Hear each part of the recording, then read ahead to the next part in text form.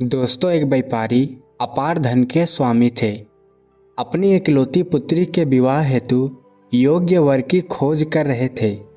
काफी खोजबीन के बाद दो युवकों पर बात अटक गई। एक युवक अत्यंत रूपवान था, जिससे हर लड़की विवाह करना चाहती थी।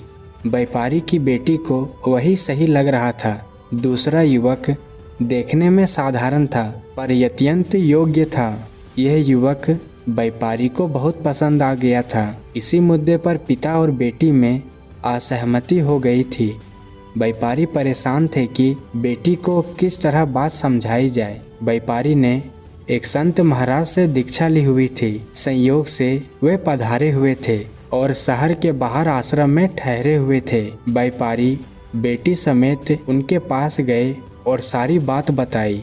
संत ने कहा कि तुम्हारी समस्या का समाधान मैं कल करूंगा। कल तुम दोपहर में कन्या समेत मेरे पास आना।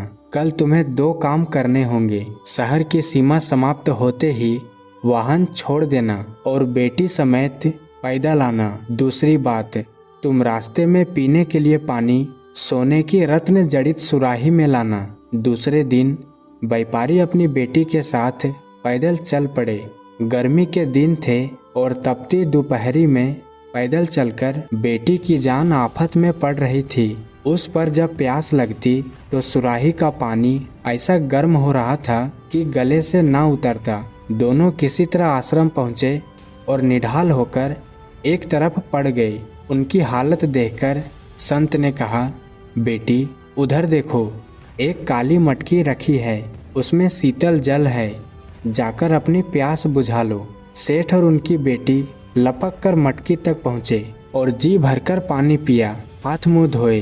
अब संत ने हंसते हुए कहा, देखा बेटी, सोने की सुराही कितनी सुंदर थी, पर जान में जान आई इस काली कुरूप मटकी के जल से।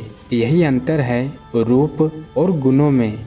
जीवन यात्रा बड़ी लंबी है, रूप की आयु बहुत कम है। आयु के साथ रूप घटता जाता है, पर गुण बढ़ते जाते हैं।